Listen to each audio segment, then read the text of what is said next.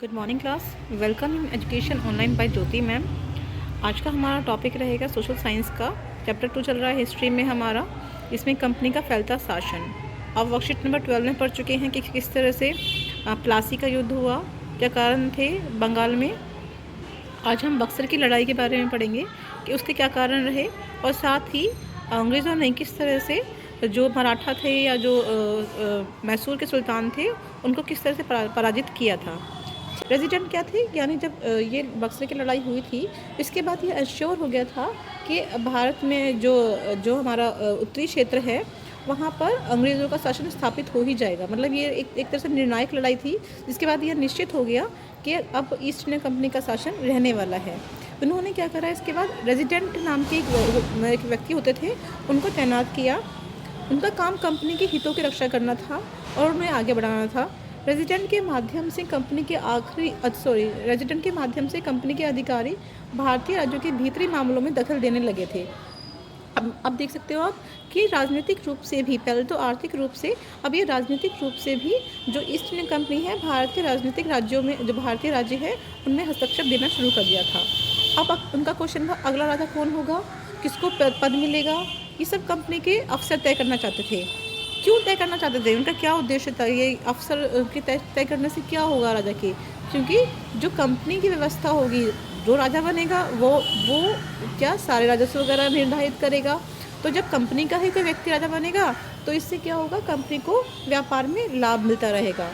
कई बार कंपनी ने रियासतों पर सहायक संधि भी थोप दी। अभी सहायक संधि क्या है, सहायक संधि क्या होती है कि किसी भी जो राज्य होगा, जो रियासत होगी, उनको अपनी स्वतंत्र सेना रखने का अधिकार नहीं होगा, उसे कंपनी की तरफ से सुरक्षा मिलेगी। क्योंकि पढ़ लेते हैं इसमें, जो रियासत है इस बंदोबस्त को मान लेती थी, उसे अपनी स्वतंत्र सेनाएं, यानी उस राज्य की अपनी सेनाएं नहीं होंगी, उनको कोई रखने का अधिकार नहीं होगा, उसे कंपनी की तरफ से सुरक्षा मिलती थी। और इस सहायक संधि के रखरखाव के लिए भारतीय शासन कंपनी को रकम देते थे। मतलब जो रियासत होगी वो कंपनी को एक पर्टिकुलर रकम देगी। क्योंकि वो उसकी सहायता कर रही है, सुरक्षा कर रही है एक तरह से। लेकिन अगर भारतीय शासक रकम अदा करने से चूक जाते थे तो जुर्माना भी देना पड़ता था। तो उसका फिर जुर्माना क्या होगा, उनका इलाका कंपनी अपने कब्जे में ले लेती थी। मतलब किस तरह से अन्यायपूर्ण संधि थी ये आप समझ सकते हैं। स्वतंत्र सेना रखने का अधिकार नहीं होगा और कुछ रकम देनी पड़ेगी, क्योंकि सुरक्षा दे रहे हैं, वो एक तरह से ज़बरदस्ती की सुरक्षा दे रहे हैं। और अगर नहीं रकम दे पाए तो उनका अपना जो इलाका होगा उसको कब्जे में ले लेगी ईस्ट इंडिया कंपनी। उदाहरण के लिए जो वेलेंजली थे, लॉर्ड वेलेंजली थे, उन्होंने अवध के नवाब थे 1801 में, उनका इलाका अपने कब्जे में मतलब लेने को उनको ले लिया था, क्योंकि वो सेना को अपनी रकम चुका नहीं पाए थे। इस आधार पर हैदराबाद के कई इलाके छीन लिए गए थे। अब आप देखेंगे कि किस तरह से आरंभिक वर्षों में राजनीतिक और आर्थिक हितों को लेकर, देखिए आर्थिक रूप से तो अंग्रेज़ पहले से ही भारत में कब्जा कर चुके थे, लेकिन अब किस प्रकार से राजनीतिक रूप से भी वे भारत में कब्जा करने की स्थिति बना रहे थे, आप ये देख सकते हैं।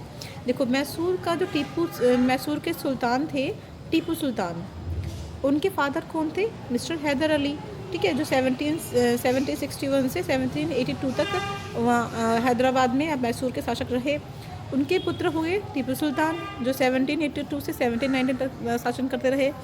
जैसे शक्तिशाली शासकों के नेतृत्व में मैसूर काफ़ी ताकतवर हो चुका था। मालाबार तट क्षेत्र कौन सा है भारत का, अगर हम दक्षिण भारत की बात करें तो केरल वाला जो क्षेत्र है हमारा, ये हमारा मालाबार तट है, ठीक है। तो मालाबार तट पर होने वाले व्यापार मैसूर रियासत के नियंत्रण में था। ये सारा जो व्यापार होता था उस तट से मैसूर राज्य के उसमें नियंत्रण में था, जहाँ से कंपनी काली मिर्च और इलायची खरीदती थी। इस जगह से 1785 में टीपू सुल्तान ने अपनी रियासत में पड़ने वाले बंदरगाहों से कंपनी को काली मिर्च और इलायची के निर्यात को रोक दिया। टीपू सुल्तान ने कहा कि हम इस क्षेत्र से जो निर्यात होता है काली मिर्च का और इलायची का, उसे हम रोक रहे हैं। सुल्तान ने स्थानीय सौदागरों को भी कंपनी के साथ व्यापार करने के लिए रोक दिया। अब जो स्थानीय व्यापारी थे उनको भी व्यापार करने से रोक दिया। अब सुल्तान ने फ्रांसीसी व्यापारियों के साथ भी घनिष्ठ संबंध बना लिए और उनसे काफ़ी सारे आधुनिक तकनीक ली सेना के लिए। अब सुल्तान की जो ये सारी जो एक्टिविटी थी, ये व्यापार रोक दिया, निर्यात रोक दिया, इससे क्या हुआ, अंग्रेज़ों को बहुत ही गुस्सा आने लगा उसके ऊपर। अब मैसूर के साथ अंग्रेज़ों की 4 बार लड़ाई हुई है। पहली हुई है 1767 से 69 में, 17 से 80 से 84 में, 1790 से 92 में और 1799 में। अब श्रीरंगपट्टनम की जो जंग थी, जो 1799 में हुई थी, इसमें टीपू सुल्तान मारे गए। ये चौथी लड़ाई थी, इसमें जो टीपू सुल्तान थे उनकी मृत्यु हो गई। मैसूर का राजकाज पूरे वोडियार राजवंश के हाथों में सौंप दिया गया। इसके साथ ही मैसूर पर भी सहायक संधि थोप दी गई। तो मतलब क्या हुआ कि मैसूर राज्य भी अंग्रेज़ों के कब्ज़े में आ गया। अब देखते हैं मराठों के साथ लड़ाई में क्या हुआ।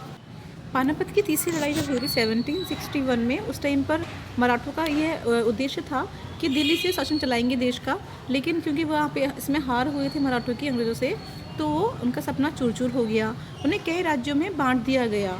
इन राज्यों की बागडोर सिंधिया, होलकर, गायकवाड़ और भोंसले जैसे अनेक राजवंशों में हाथ में पहुंच गई। किसकी? मराठों को बहुत सारे, मराठा जो क्षेत्र था उसको बहुत सारे क्षेत्रों में बांट दिया गया। ये सारे सरदार एक पेशवा या सर्वोच्च मंत्री, मतलब पेशवा मतलब सबसे बड़ा जो मंत्री था उसको बोलते थे पेशवा, इसके अंतर्गत एक राज्य मंडल कन्फेडरेंसी के सदस्य थे। मतलब जो पेशवा था वो एक तरह से हेड था। पेशवा इस राज्य मंडल का सैनिक और प्रशासनिक प्रमुख होता था। यानी जो ये मंडल बना हुआ था, राजमंडल बना हुआ था, इसका हेड था पेशवा। वो पुणे में रहता था। महादजी सिंधिया और नाना फडणवीस 2 प्रसिद्ध मराठा योद्धा और राजनीतिज्ञ थे। ये बहुत बार बार आप देखेंगे कि नाना फडणवीस के बारे में आप पढ़ने वाले हैं काफ़ी ज़्यादा आगे। इसके बाद कई युद्धों के द्वारा कंपनी ने मराठों को घुटने टेकने पर मजबूर कर दिया। बहुत सारे युद्ध हुए, तब मराठे हारते गए। तो पहला युद्ध हुआ 1782 में। फिर इसका युद्ध का अंत कैसे हुआ? सालाबाई की संधि हुई थी, उसके मतलब इस संधि के द्वारा इस युद्ध का अंत हुआ, जिसमें कोई पक्ष जीता ही नहीं था। दूसरा युद्ध हुआ हमारा मराठा युद्ध 1803 से 1805 में। इसका नतीजा उड़ीसा और यमुना के उत्तर में स्थित आगरा और दिल्ली सहित कई भूभाग क्षेत्रों में अंग्रेज़ों का कब्जा आ गया था इस युद्ध में। यानी उड़ीसा वाला क्षेत्र है जो एक तरह से बोल सकते हैं कि ईस्ट वाला क्षेत्र जो था उसमें, और यमुना के पास आगरा और दिल्ली वाले क्षेत्रों में किसका कब्जा हो गया था? अंग्रेज़ों का कब्जा हो गया था। अतः 1817 से 1709 में तीसरे अंग्रेज़ मराठा युद्ध में मराठों की ताकत को पूरी तरह से कुचल दिया गया। मतलब एक तरह से मराठा बिल्कुल ख़त्म हो चुके थे। पेशवा को पुणे से हटकर कानपुर के पास पिठूर में पेंशन पर भेज दिया गया। यानी पेशवा को हटा दिया गया उसके पद से। अब विंध्य के दक्षिण में स्थित पूरे भूभाग पर कंपनी का नियंत्रण हो चुका था। प्रश्न देख लेते हैं एक बार। पहला प्रश्न है, ईस्ट इंडिया कंपनी ने सहायक संधि के द्वारा भारतीय रियासतों पर किस प्रकार कब्जा कर लिया? अब इसमें सहायक संधि आप जानते हैं क्या थी कि कोई भी जो रियासत होगी उसको अपनी स्वयं की सेना रखने का अधिकार नहीं होगा, और उस सेना के बदले में उनको एक पर्टिकुलर रकम चुकानी होगी, और रकम नहीं चुका पाए तो उस क्षेत्र पर कब्जा हो जाएगा। तो इस तरह से क्या हुआ, बहुत सारी जो राज्य थे वो एग्री नहीं हुए, लेकिन जो एग्री हुए वो किसी भी वजह से अगर अपनी रकम नहीं चुका पाए सेना रखने के बदले में, तो उनके राज्य पर कब्जा कर लिया गया। तो इस तरह से ईस्ट इंडिया कंपनी ने बहुत सारी रियासतों पर कब्जा कर लिया था। ठीक है। सेकंड क्वेश्चन है, अंग्रेज़ टीपू सुल्तान से क्यों आग बबूला थे? इस लड़ाई के क्या परिणाम हुए? अब टीपू सुल्तान की क्या रणनीति थी? उन्होंने अंग्रेज़ों की जो रियासतें थी उनके व्यापार पर, निर्यात पर बिल्कुल एक तरह से जो मालाबार तट था वहाँ से रोक लगा दी थी। काली मिर्च के व्यापार पर, इलायची के व्यापार पर, और जो छोटे सौदागर थे जिनका ईस्ट इंडिया कंपनी से व्यापार हो रहा था उस पर भी रोक लगाई थी, और साथ में अपनी सेना को मजबूत करने के लिए फ्रांस की मदद ली थी। तो इससे क्या हुआ, जो अंग्रेज़ थे वो बहुत ही आपत्तिजनक व्यवहार कर रहे थे। और इस लड़ाई के क्या परिणाम हुए? लास्ट में जब लड़ाई हुई, चौथा जो युद्ध हुआ था मैसूर युद्ध, एंग्लो मैसूर युद्ध, उसमें टीपू सुल्तान को फाइनली मार दिया गया था। थर्ड क्वेश्चन है, मराठा संघ के प्रमुख राजवंश कौन थे? ये संघ किस प्रकार से शासित था? मराठा संघ के प्रमुख राजवंश कौन कौन से थे? आपने पढ़ा है इसमें, सिंधिया, होलकर, गायकवाड़ और भोंसले, ये सब उसके राजवंश थे। और ये संघ किस प्रकार से शासित थे? इसके ऊपर किसका शासन था? पेशवा का, सर्वोच्च मंत्री था वहाँ का, और एक राजमंडल बना हुआ था। ठीक है। फोर्थ क्वेश्चन है, ईस्ट इंडिया कंपनी ने मराठों को किस प्रकार से अपने अधीन किया? ईस्ट इंडिया कंपनी ने किस तरह से मराठों को अपने अधीन किया? बहुत सारे युद्ध हुए, एंग्लो मराठा युद्ध हुए थे बहुत सारे। ठीक है।